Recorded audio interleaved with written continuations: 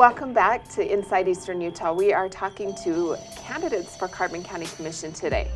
And our next candidate that we are going to speak with is Joe Christman. And Joe is a retired police officer and currently works at Castleview Hospital as a registered nurse, and decided to throw your hat in the ring for this crazy commission race. Absolutely. But I got the idea to run probably over a year ago, and to throw my hat back in the political arena. I ran for city council in a close election, and that just sparked my interest. And then as things progressed, I just, in talking to some people and some encouragement, I just decided to throw my hat into this arena. You're getting right in there. Yes. You couldn't stay away after that city council. That was a very close race. Yes, so, it was. Yeah. Tell us a bit more about yourself. Yes. Obviously, been in the area for quite a while. Yeah, originally I was born in California in 1956, and decided that I wanted to go with my family that came out to Price, Utah. So I graduated from Carbon High in 1974, went into the Navy. It was right at the end of the U.S. involvement in the Vietnam War. So the war for us was kind of over, and I thought I'd just spend 4 years sailing the seas. Found myself sent to Guam in April of 1975, right when the Vietnam fell. And 18-year-old kid from Carbon County, and next thing I know, I'm helping evacuate 50,000 people from a communist country. So that was, I think that's a catalyst that got me interested in politics. But after my discharge from the Navy, I came home and registered to go to college, and saw an ad in the paper for a helper policeman. I thought, well, maybe I'll give that a shot. So that's actually started a 23-year career for me in law enforcement. And I finished up here in Price. I spent 5 years of my life working undercover narcotics, and the rest driving a police car. And so I really got exposed to lots of things in the world that just kept moving me into this direction of service. I'm married to Renee Plasso. She's from Sunnyside, and raised our 3 kids here, all products of the school district. And after I retired, after 23 years, I use the saying, like, my wife couldn't really take twice the husband for half the pay. So I went to... So she had to get you out of so the I house started. then. So I just started looking for something that was interesting and that I was passionate about, and turned out it was nursing. So I went to nursing school, and for the last 8 years I've been working at Castleview Hospital in the emergency department. Really enjoy that. And so that's I was a former member of the Price City Council years ago. I have a bachelor's degree in criminal justice. I've done some graduate work in public administration, and I just essentially my hobby is service, and that's kind of what I've been doing. Great. Well, that makes for a very full resume, and now you're looking to add commissioner to that, hopefully. If you are elected, what are some things specifically you'd like to accomplish? Well, the first thing that I think that is definitely on the agenda, it's been on everybody's mind, and it seems to be getting polluted by some of the recent events, is that budget, the downturn in the economy, and all of that that's kind of together. So I think that's the first issue is, and I've been preparing for that. I've been poring over the budget. I've been just looking at those things, and so I think that's the number one issue is. We only have a small amount of money. In the pile just seems to be getting smaller. So what I would want to bring is efficiency and effectiveness in how we manage and spend that money. And then the other thing is, I noticed, particularly in the seat that I'm seeking, is the wheels just seem to be falling off with lack of leadership, lack of I think morale is down as far as the county workers and just our population. So I think one of my strong points is I've always been able to help in that effort. I look at myself as a kind of a leader. There's a book called Leaders Eat Last, and I subscribe to that theory. Where that title came from was the author was on a military base, and he saw all the enlisted people in the chow line and all the officers at the back. And he asked one of them, why? And they just simply said, well, these are the folks that do the work. we eat last, and I took that to heart. So that's what I like to do is help a group of folks get moving in the same direction. So I think I'd be a commissioner that would be more in touch with the people. So like the change that I would bring is I would definitely be full-time. That would be my full-time job. I love working in the hospital so much. That's actually my hobby. Mm-hmm. And don't tell Mark Holyoke, but I'd actually work there for free. Well, I think he'd be happy to hear that. but so anyway, I would. So that would kind of be my just my release. I'd be at the county commission, the administration building, Monday through Friday. I mean, folks are asking me, so you're offering me a daytime job, 8 hours a day, holidays and weekends off? I last saw that 8 years ago. So right. I mean, so from that perspective, for me, that's easy. I can do that. I'll show up. The other thing I plan to do is be out in the communities. I'll be in East Carbon. I don't know if it's a juicer store or if it's in the city hall. I'll show up out there to talk to folks. I want to hear what we need to do, because believe it or not, county commissioners don't have all the great ideas. So in that respect, leadership, availability, get to work on that budget are the immediate things I think I'd bring. Great.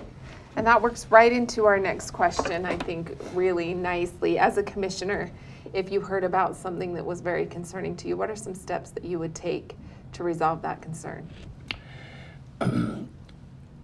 One of the things that I've learned, let's just call it conflict resolution, mm-hmm. whatever the conflict is. If you're the person that's responsible to get that resolved, well, the first thing you have to do is don't be part of the conflict. and so, sometimes it's a matter of keeping your mouth shut and trying to figure out what's happening, what's the issue, because there is two sides to every issue. And as my wife points out, there isn't. There's right and wrong in her way. But so if you take that and put that into that perspective of to whatever that issue is, instead of pointing the finger and throwing rocks, try to figure out what created that. You got to get in that person's mind and shoes, or whatever that issue is, understand the issue, because it's obviously relevant to somebody. And then the other side of that is, what's the alternative to that? So I think mediation is the first step. And one of the buzz sayings I've been saying lately is, let's stop pointing fingers and look for those solutions. Great. Now, a lot of concern probably in these past years, probably the main concern has been the energy industry and how it affects our area. Do you think there is anything that can invigorate that? Well, the things we hear out there are other uses for coal. Mm-hmm. And I think, a commissioner should support those ideas, should support it across the board. I think one of the things that happens, and it hurts and helps us, is we forget the legacy of sometimes of what coal brought to us. It's what got us here. Mm-hmm. Look at all the names on the plaque. We can't put that on the shelf. And so that's we need to honor that and remember it and respect it. And I think in order to do that, one of the ways is to and it's hard to do. We've got to let go of the past just a little bit and enjoy the future of what is the future of coal. Mm-hmm. Can we? I know coal is getting it out of the ground. They're looking for ways to get it out of the ground cheaper. So sometimes workforces there are shrinking. So what can we do as government to help that? One of the things, the opening of the port, there's still. We shouldn't say opening, the removal of the first roadblock. Right, we just had a big success in that long road ahead to get that port open. So, of course, from the coal mine side, that's a wonderful thing. Yeah. But back to that other question of the conflict resolution, some folks are saying, like, why are we chasing good money after bad? Mm-hmm. Are we building somebody else a load out? It's like, well, maybe we won't be loading out coal, we'll load out hay. So in one view, I see that as that's a wonderful thing. If it helps grow our statewide economy, well, that's got to be good for us a little bit. I mean, sure, the ideal thing would be the port opens up and we start sending trains out there. So what can government do to help that? And that's the relevant part is, and we need to support those kind of efforts. in the energy part. So to finish up part of that question is, we need to look at other technologies. When you go to Utah County, there's some kind of a nomenclature now about being instead of the Silicon Valley, we're the Silicon Hill over there.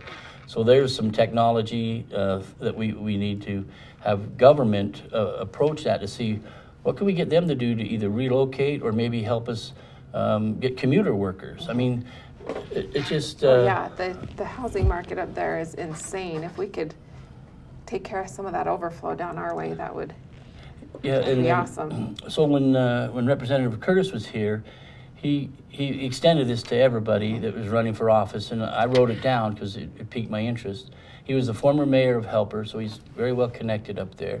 He offered to take a commissioner to every Chamber of Commerce meeting in that valley, and if it's me elected, I'm going to take myself and a few of my friends. I'm going to take our Chamber of Commerce. Sure. I'm going to take business leaders here, and we're going to show up to those.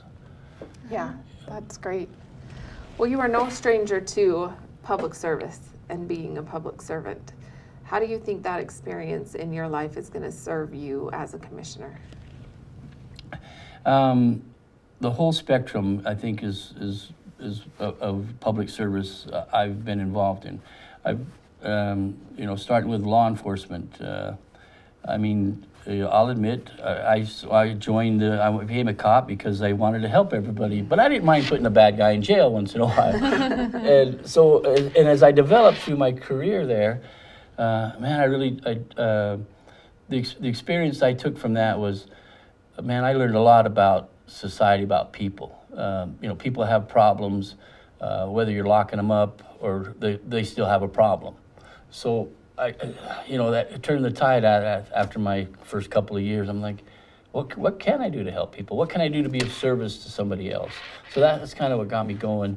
And I've been involved in everything from drug enforcement to drug education to investigating elder abuse crimes. Just the whole deal. And then when I became a nurse, kind of the same stuff, but just on the other side of the coin. And so the thing about public service, I think that if somebody can take it to heart, of have a passion for it, and then and develop that passion into can you do to help someone? What can you do to just make somebody's day a little better? So if you have that in your head, then you'll make your decisions in leadership in those directions. Sure. Yeah. Yep.